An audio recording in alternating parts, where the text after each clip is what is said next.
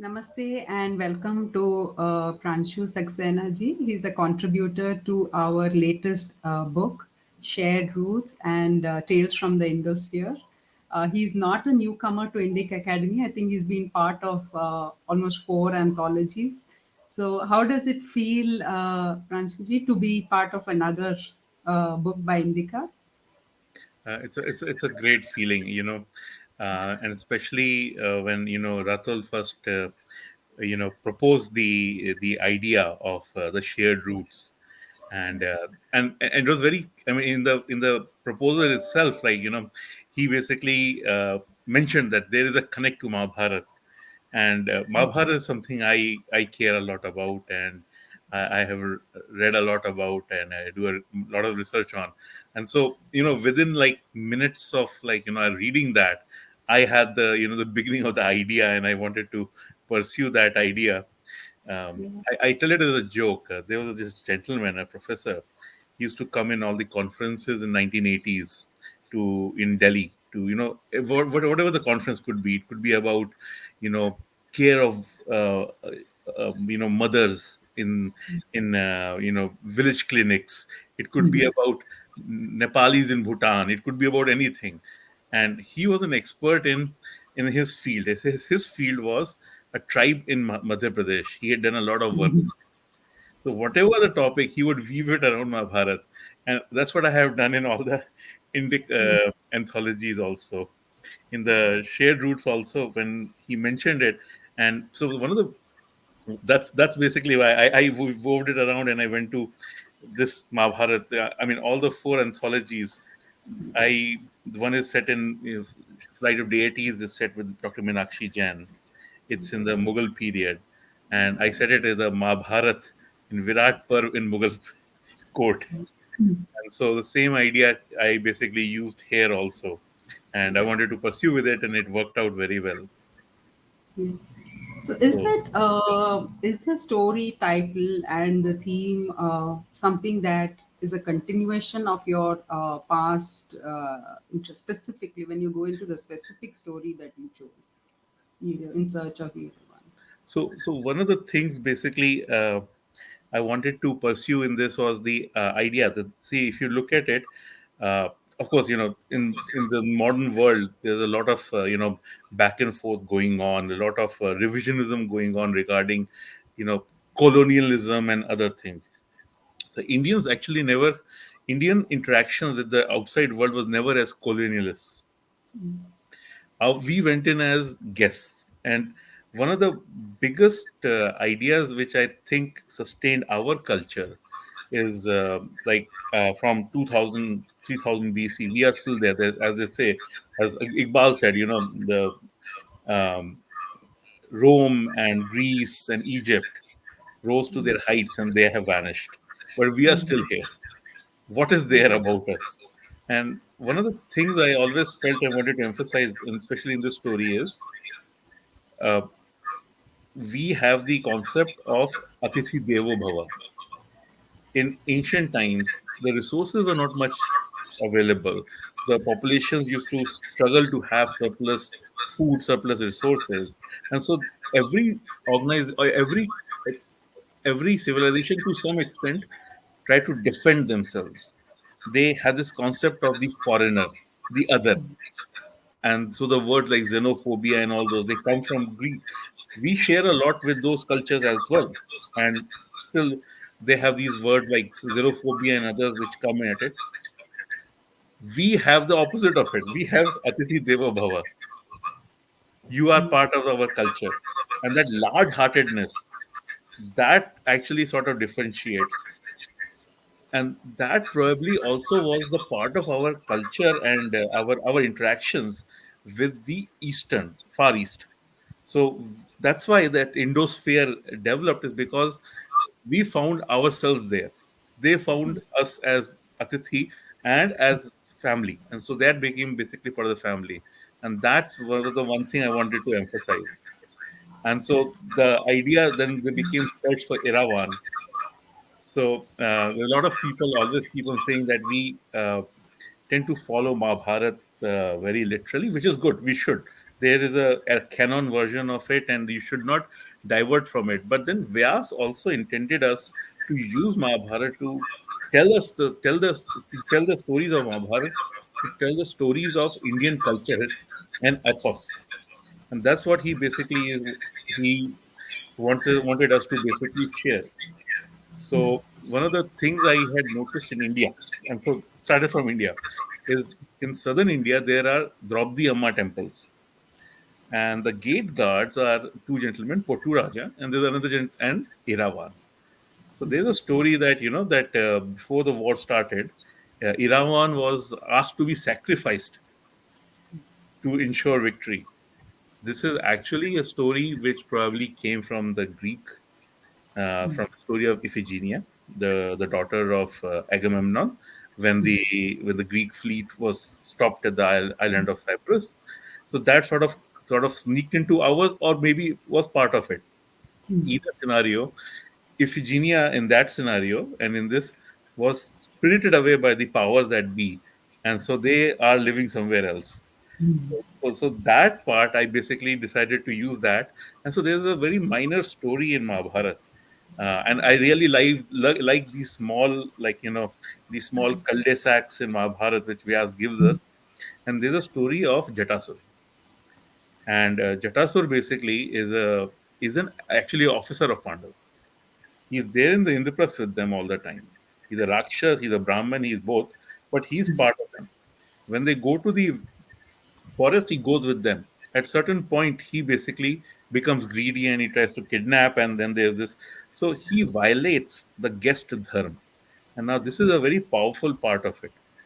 When Draupadi's swamvar was happening, all the and that probably happened in most of the Indian swamvars in those era, was that if the other all the other kshatriyas, they get angry. Oh, we didn't get the girl, and they would attack. The Bhisham defended, and same way Arjun and Bhim defended. But why did not drop these brothers? Because they were the hosts. They cannot hurt somebody under their roof. They cannot violate the guest dharma, and that's one of the Atithi Devo Bhava comes back into the picture, or Brahmahut. So, but in this case, there is also the opposite of it. When you are a guest, you have to also abide by the conditions that somebody has given you shelter. You have to respect their property. You have to respect their, and that is what happened with the Indians when we went across to the Far East. We weren't in as guests, and we were accepted as family, and we imbibe their culture, uh, exchange our cultural mores, and so we created a syncretic culture because of that. And that basically is comes back again. So then I came up with the story that who did Iravan? Iravan was killed by Alambush. So I basically wrote up I wrote up a lot of backstory first. So I wrote up around 200 pages plus, and I wrote up a backstory in which Draupadi asks Alambush, the only thing she asks Alambush is that you spare Iravan's life. And so she spares, so he spirits him away into the um into the imperial jade route. So that's the other thing basically which drove the story. Before there was, everybody, we are very land loving creatures, our culture is very land oriented, and so imperial, that great ancient silk route, 1,000 years before silk route, the aborigines, the gaosha in Taiwan, they used to mine jade, and jade became the catalyst behind this, the great jade sea route, and that was as far back as 2000 BC. So historically, they always present. Indians probably went around second century AD or something. It is because a lot of the not much research is done. A lot of the stuff, unfortunately, since Vietnam War, the what happened in various modern times happened across in that era. We have lost a lot of our common dharohar, you could say, the common legacy. So they always try to make it around second century, but they leave it open. So I said, mm, if the trade route was open from 2000 BC, which stretched from Taiwan right into Vietnam, Cambodia, into Malaysia and Indonesia, India, and to Somalia, if it was there from 2000 BC, we were traveling before that. So there was no one beginning of it.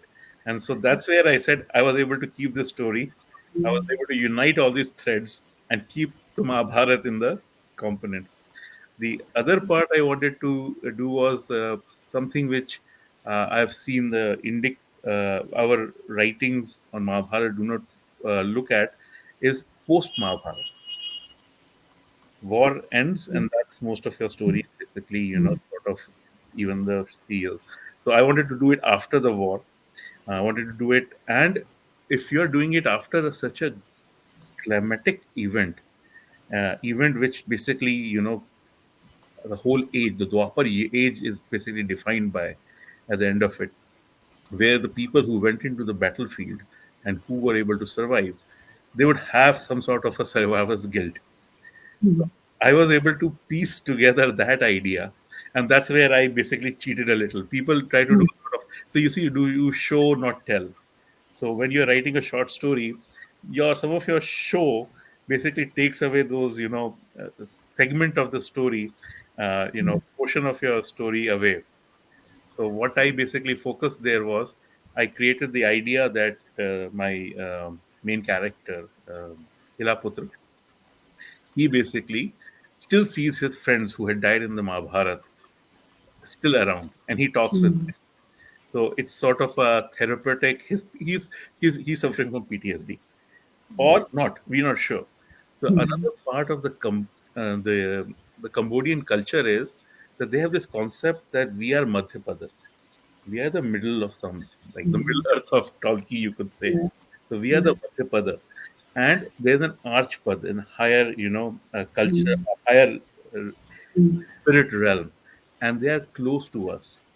It's a very powerful concept also, because it also indicates, our ancestors are with us. Our karm literally are always with us, and that's a very nice idea, and that's the commonality. So that basically became part of the story.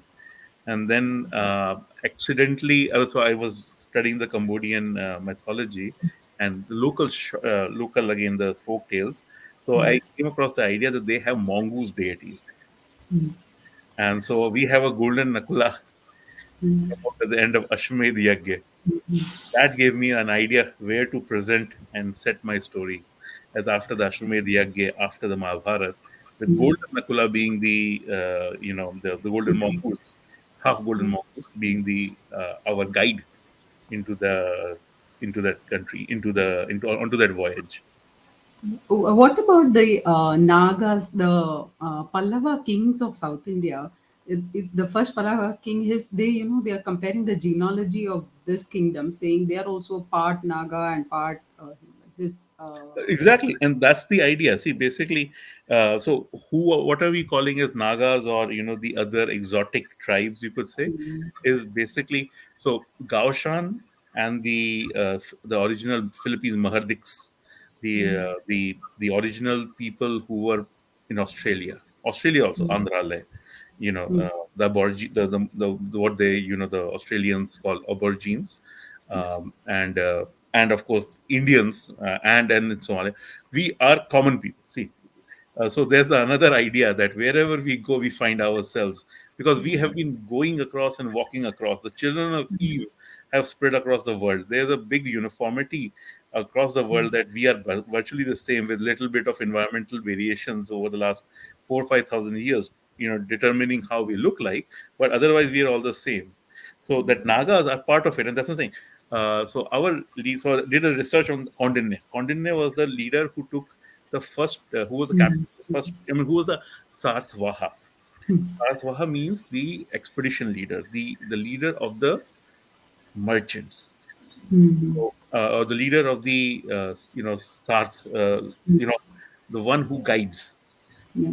right? Sarthi, the word Sarthi, and Krishna is Partha Sarthi. The same idea comes in.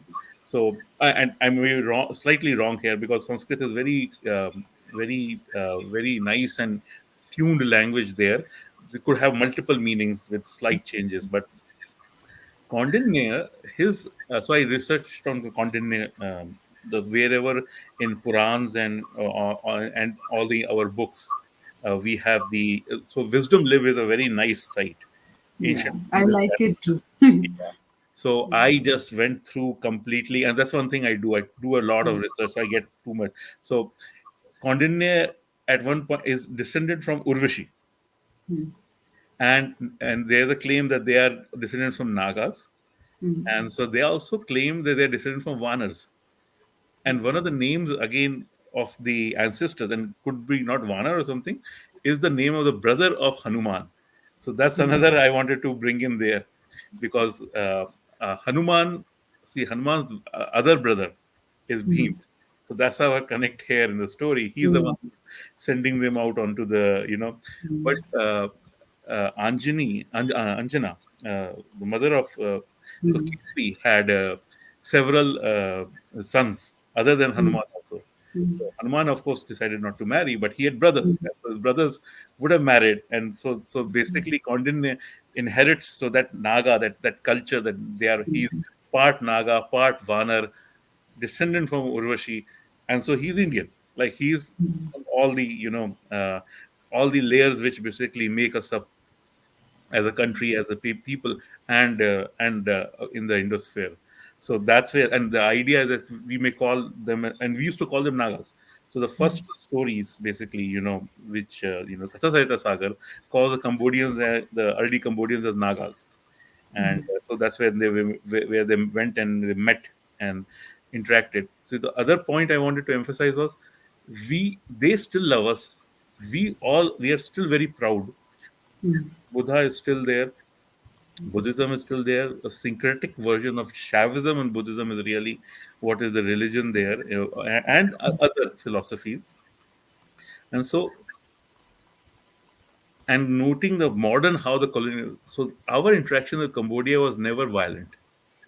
It was always, so that non-violence I wanted to bring it as a part of it. That drove that interaction. It was more of Atithi Devo Bhava, and we not insulting the host by accepting the host's conditions and becoming part of it. So that was another story. And so once I put this in together, like, I had my post-war PTSD, the survivors. I had my, the first voyage. I had my Naga roots. So how to drive it? Why did they go? So why this story? So I basically went a little bit and said that they're searching for Iravan, and these survivors from the war, they're leaving India for, like, for this lands beyond, and not really unknown, but far. And so in searching for Iravan, all of these, they find themselves. So to make the, and then I, of course, fall back to my first, the author who really I loved was PG Woodhouse. He has characters. He has Bertie, he has Jeeves. So my narrator is Jeeves, like, he's always taking care of Bertie, and from that point. And so, but this time Bertie gets the girl, the Cambodian, and that's how the, the Cambodian lineage started, the royal lineage started. And then, of course, our captain is Smith. So that's another story. So in, so I wanted to add in a little bit. So I heard my Ramayana from Kondinne also, that the Naga Vanar, Nagar, Naga Vanar, and Apsara, and I had Mahabharata anyway as the setting, and so I basically added in Rigved, and I so one of the first. So there is a gentleman called Kuts. He's called Jamini. He's called Arjunaya. He's son of Arjun. Uh, Jamini and Jamini in Mahabharata, and Arjun both are sons of Indra. So, like, Bhim has Vayu, has a Hanuman through Vayu. Arjun has actually Jamini as a brother also. So he's my Pismith. But in the story, sort of, I had to, and then there's a comedy appeal. So there is Bertie's friend Bingo Little. So that's where that's what the uh, our, the person who sits on the nest and everything, that gentleman basically becomes our comedy appeal. And so I kept it light that way. Yeah, So I was just seeing, yeah, sorry, please. go ahead, go ahead. Yeah. I was seeing a video just before in the morning where they say in when we talk in English or we talk in any other language, we can be very casual. But when we talk in Sanskritam, by default, we take a lot of care. It's a way of our mind. It trains our mind to pay attention to what is being taught and said. It's the same with our epics. You have mentioned in an earlier talk that it's not one book we're talking, but of 12 books or 14. It's voluminous. So we are compressing this today into one Amar Chitra Katha and giving it to children. So when you in your chapter, there are so many characters being introduced, reintroduced, and brought back into our consciousness. I think that is something you've also spoken out before about the upakathas, the smaller stories that people tend to not focus on and focus only on the main characters. So, have you fulfilled this wish of? So that's another thing. So if I have, say, if you look at any book on Kashi, it will be about Shiv. It will be about even Vishnu. Uh, if you take any book about Mathura, it will be about Krishna. It will be, which is good. They do dominate, and they are the. But the thing is, we have thousands and thousands of deities and everything. And so there was this I actually, I had written the story before actually I even heard about movie Kantara. But that was such an amazing reflection of the local belief system. And I was like amazed that the writer, the director and the writer chose that. And that is what, like, I felt that we survived through horrible, I don't want to use the word horrible. We survive through trying times. We have, and these are the tests, we keep getting. Kali Yuga is not about that, there's no dharma. It's that Right. our tests are higher. Our support system from the higher beings are saying that, okay, try and see what you can do with it. And we survived basically because of this lack of uniformity. We really survived because of our diversity. And it's a whack-a-mole. They can't hit one person and they say, okay, we have conquered him. Destroyed. Because we are, and the other part of it is, they're also united together. It's not only there's. So I always wanted to emphasize characters which are smaller outside, but they do play great roles. So and the readings of it. So like, people just go through Jata, oh, just another Rakshas who kidnapped. But what happened? Like, he was there for like uh, 20, Easy. 30 years as their officer, and greed comes into play. Some of the things, that's the idea of it. Human beings change. The person who starts off reading Mahabharata as he is one person, and towards the end also. So only one person did not change throughout Mahabharata, and he fell, and that was Duryodhana. He never learnt into it. All the others changed. So actually, my the other anthology with Aditi ji, it's actually about Shakuni. Shakuni is now the great villain because of whatever how the modern public perceptions are. But he changed sides. He crossed over to the light. He is the called the avatar of Dharma, the neutral. So this change of the people as they come across. So that's why I wanted to emphasize that people change, but people also remain a lot same also. So I know it sounds very contradictory, but we to tackle something apadharam, that's the part of it. We use that change to bound over it, but we remain the same Sanatani, same cultural root throughout either way. But whenever we have this, something come at us as a challenge, we use that diversity to overcome. So that's where I wanted to write about. So, and that's why I chose, like, so I wanted to choose I wanted to choose the captain as somebody who basically was not very far away. He's still is a part of it. He's is in Rigved. Kuts is in Rigved. He's a partner of Indra, also in struggle against an enemy. So, and also then there's a sort of my little bit of humor for myself that I named the captain as Jamini Turvasse Kuts, the name James T. Kirk. And so I brought that, and actually, when we were writing it, and I submitted the initial one, so Otis actually pulled me up a little bit on that. That that's too apparent. Yeah. So I kept it as a joke, and and if you look at the various ways, like some of our legends, so um, they are exactly the legends which translated into them. It could be grown from there also, as I said, right? The story of Iphigenia and goddess Hecate, the goddess of fate, becomes a story of Iravan, or it could be the other way around.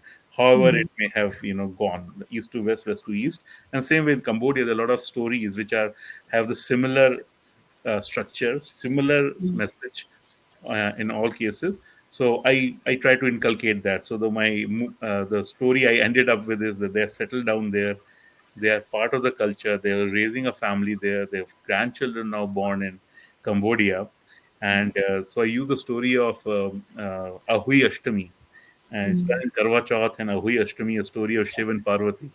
So, but in Cambodia, that story actually, and it might be a modern change. It could be because after the changes in Cambodia over the last 50 years, they sort of humorized, went down to the humanized. There's a story by removing the god and goddesses out of it and added a character of father and son. So same way I basically try to add those. So it's about our shared roots, so our Yeah. shared stories, our shared cultural ethos. Um, as So there are artworks and murals in the Angkor Wat from the Mahabharata.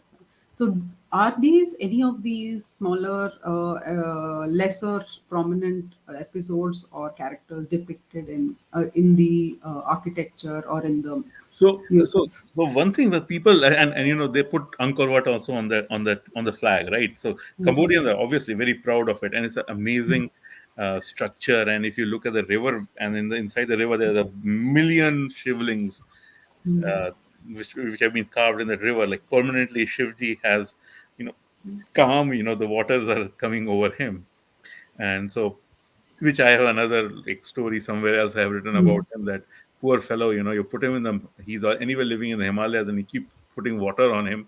So, so he might get angry really, but he is, he loves us all, so he's fine. But so Angkor Wat, I wanted to be away from it. So that's again the other part. If we are talking about Mahabharata, then I try to look at smaller characters and smaller things.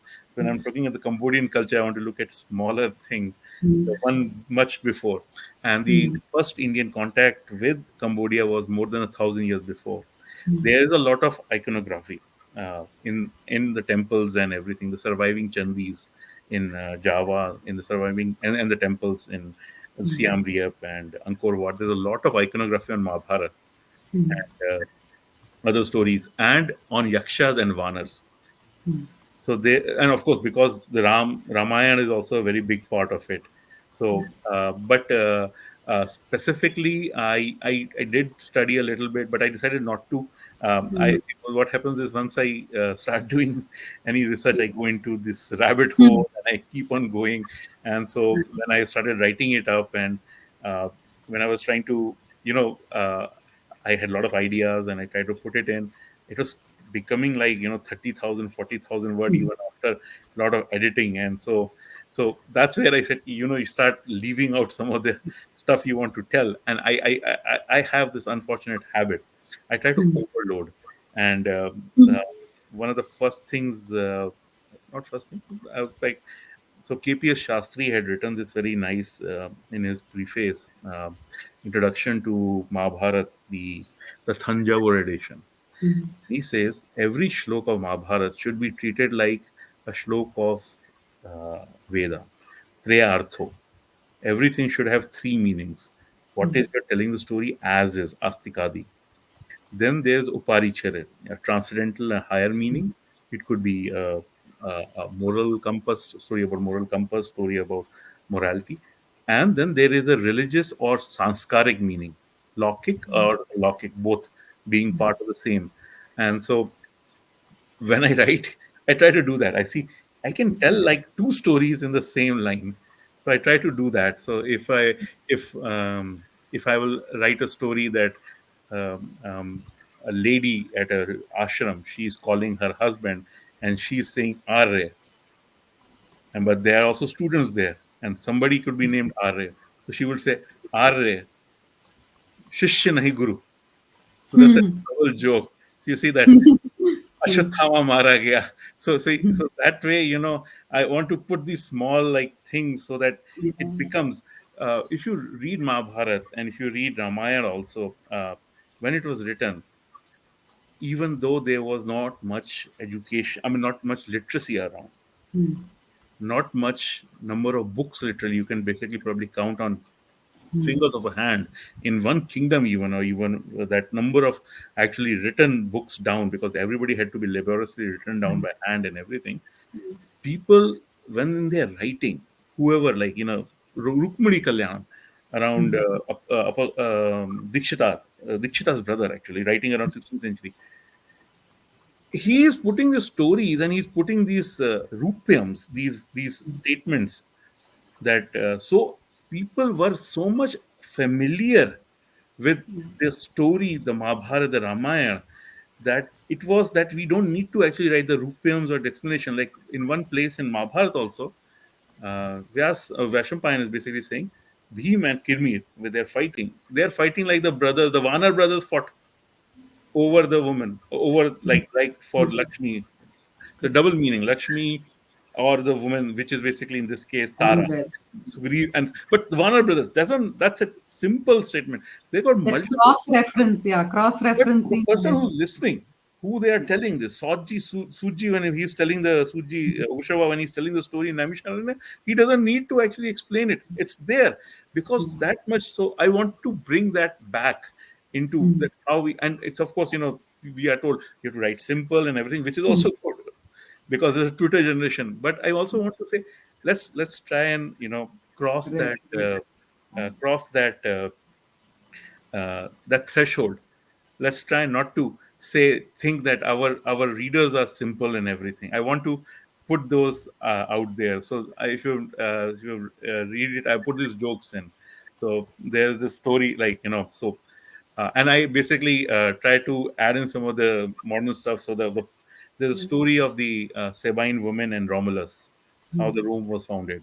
So I use that, combined it with sort of Satya pe Satta, and I put that as a part of the story. And again, as I said, I actually wrote a lot more, and then I actually had to pare it down. And so I said, I think it comes out because I had to read it twice. So it's before, it's nothing's wrong with that, but it is meant to be revisited again and again. All our editors That's the ask me. thing.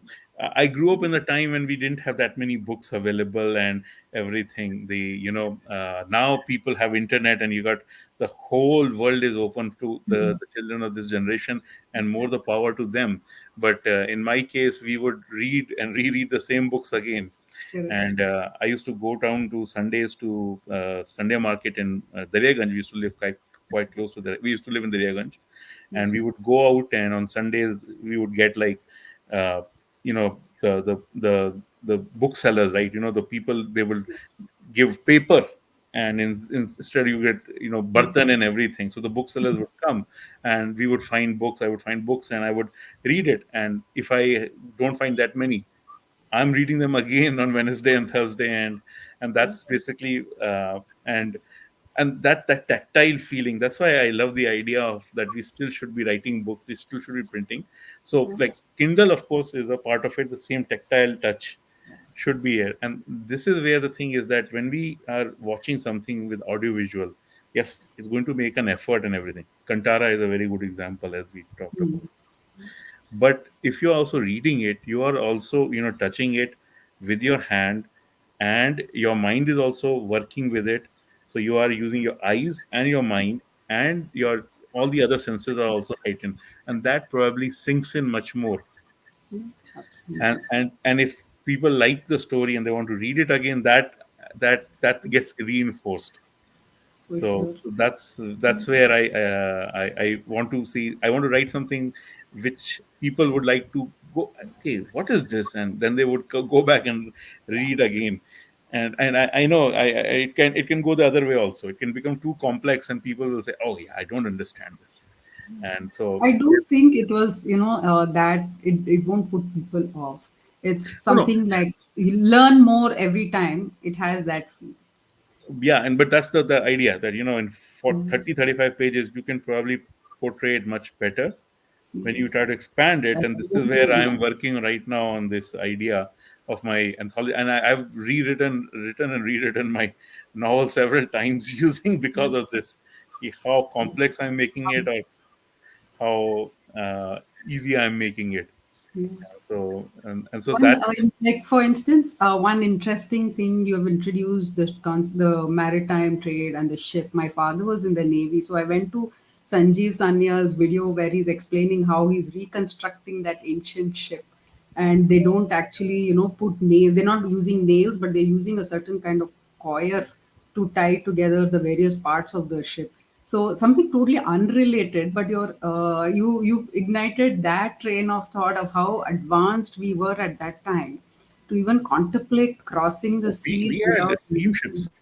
Ancient Indians had steamships. They used to actually have these reinforced sections inside where they would actually boil a lot of water, and seawater is available, and that would create steam, and that steam was put into the was guided into the sails. So even if Mm, there's no wind blowing, they can still actually do that. And it's risky, putting a fire on that. How they controlled it and everything. mm, So I basically that's yeah, I did a so one of the first my early memories was reading a book by Thor Heyerdahl about the Toki the Toki no Toki I just spread uh, mm, so he wrote that how the people mm, actually used to travel across Pacific. One mm. third of the world, the more than the land area combined, is Pacific Ocean.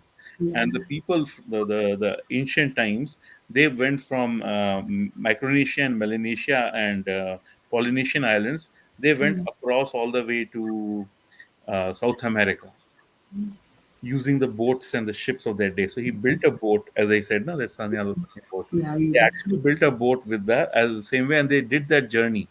Uh, Mm, and then after that, when they came back, he also did the same journey by saying that if they were in South America, they can do the journey across the Atlantic also. And he did that, and he showed that mm, journey, and he went around the world, and finally from Egypt using the most common form of naval transport available, the catamarans and everything. He was mm, able to show it that from Egypt to back to India, Gujarat coast. So mm. he basically proved it that this was done, and so that's something that the ancient trade route, the sea route, I wanted to highlight. And Yeah, because somebody also mentioned that India was at the center of this globalization process of that era, because we were in this nose right in of the center. we are the nose of the earth. We were in the nose of We are बिल्कुल बीच में. So you can't cross, you can't bypass us in any. You have to stop. and one of the biggest benefits, one of the biggest ideas which comes from India is so rich in everything because of the naval trade and everything. It's all tied in together. We celebrate Diwali, and after Diwali, the traders set out. They worship Lakshmi and they set out. That's part of our culture. The main thing we celebrate is Holi and Diwali, and a couple of others, obviously. But when we are doing the Diwali and we set out, it's also the time the monsoon winds reverse in Correct. the Indian Ocean. So it'll help the traders to go away, and the same Mhm. monsoon winds then bring the traders back. So it's all tied in together. It's tied to our naval trade. All the stories and everything, the Ahui Agra, the stories of Mm, Ahui Agra and everything. So all this, and we do celebrate as part of our religious rituals, even mm, now, in every home. So that part is, the focus goes away. And if you think about it, uh, we fought land invaders for a long time, and they always said, and eventually to the sea invaders, which actually really were an existential threat to the Indians. So we Mm, ignored the sea, and part of it is also like, and I can understand why there was this ki kala pani if you cross mm, mm. the Yeah. sea, that kala pani. But the idea was that they did that because they were facing a lot of attacks from the land Mm. side, and they wanted all the Water. idea of the trade, some of our Mm, brain drain. So mm. the brain drain was happening. Even now Yeah. it is happening, right? Now it's the air. Yeah, you're sitting in the US. Yeah, exactly. The H1B India versus the India H1B tomorrow, Yeah. today, for the match, right? So that Correct. again is so it's always there that there would be some injunction that the best of the best should not always go. But Go ahead. that's the idea of how Vasudev Kutumbakam. That's where it comes through. Is that we do not shy away sending the best and the best away. And so that's where this story, that's how the genesis of the story was. And so when he suggested that, I said, I have to, and I said I will write a Mahabharata story. I already have characters. I created this character for the unsung valor originally, Mm, and some of them still walk through. They appeared in the Mughal times also. It was basically in the Flight of Deities, and in Aditi's story also, that Adishya. yeah. So the same ideas I wanted to basically, and so there's also uniformity, so that I Mm. would like people, if you want to read my stories, Associate it read with. through and you will find those characters again. There was one famous American author who has done fictionalized accounts of Greek and other mythologies, but was not willing to do touch Indian itihasa because he said because this is still a living tradition and spiritual tradition. And the idea is because you see, we tend to sort of emphasize on the big three, and of course the goddess. There are a lot of others, you can work with them. And and that's where I said Kantara was a beautiful example. Like, he touched. Yeah. I mean, if you look at the very nicely, he the writer and the director is overloaded. His house, he's on a tree house, so he calls it Kalasha. And that's the idea. Mhm. We can have fun. Shiva's one of the 28 main avatars of Shiva is Atahasi, Mm. the one who laughs out loud, the laughing Buddha. He is in there Yeah. in the Cambodian, in the Indosphere. He's as the laughing Buddha. That's the idea. He wants to have fun, and that's why I want to say we tend to be a little bit more touchy about it, and I want to bring that fun back in. So they are at every bit. Why do Bal Krishna or Bal Ganesh and all those TV serials, or Chota Bheem and others work? Because okay, there's the fun is back a little bit, Yeah. and even the adults watch it because the fun is back, and you are not really feeling that Taking yourself seriously. you are Yeah. what is sacred has to be taken seriously. It's fine about it, but the to have fun with life, to live the life, to enjoy the prarabdha karm is also part. They're telling us to have fun, and God, why do Krishna keeps coming back? Vishnu, like his father-in-law came and hit him in the chest and cursed him to come to earth. He said, "Yeah, thank you." Yeah. Yeah, he loves coming to us. In Gita, Mm. he says, there are like higher lokas, Paravasudev will go out, and if I go there, I won't be able to come back to this realm, this dimensions and all those, because he doesn't want to go there. He likes it here, and so that's the idea. And so why it is fun for him, that Leela, that Brahma's Leela, right, Mm. and sport, and so Mm. that's fun. So that's why I chose PG Woodhouse. Yeah. Took my characters and I wanted to put that, but I said I wanted to be very serious also about it. So my conversations are always like these friends walking together, talking together, and just having fun with the how people really try to interact. Yeah. In one interview, Robert Swoboda ji is I first Ayurveda doctor from not from India. He was talking about his visits, trips to India, and he went to a very remote village. And there he saw a hut, very minimalistic, bare, minimal things. And there a person was sitting and he was reading the Gita. And he said, the one thing that struck me was he was so happy. He said, I have very rare to find people who are just happy, If you who laugh, don't laughter have, is the best medicine. Laughter is yeah. the best medicine, and that's the idea. And so I it's a little bit of egotistic about it. I want to make myself laugh. So when I write something, I want to add jokes which I would like chuckle, and I would reread it and I would chuckle about it. And so that's I want to I do that. saw your notes, which Ratul shared, and some sentence went with idiot to the second last point. Hmm? Something about it. Your notes to your chapter. Oh, Um, and I don't know if you can recall. It's one of the points that you have written is "Idiots speak now." so basically, so the last thing is, so I mean, the story is actually about Cambodia and the Union, and about Lady Mera. I'm just sort of butchering the original word, Hmm. but it's actually still a love story at the end of it, right? And I don't write romance well. Many I go in the boat when he goes, and he's so I there's this talking about. So there's a very old Hindi movie in which the Kishore Kumar is the hero and heroine are sitting in a boat, and so there's a song in it. So I use that at it, and basically I put in a little bit of these friends are always together. Hmm. So they are basically a little bit worried कि he's going off with her, and यार ये अपना दोस्त, he doesn't have any uh, experience or anything. कुछ लड़ाई ना कर दे. We are still in a foreign country or something.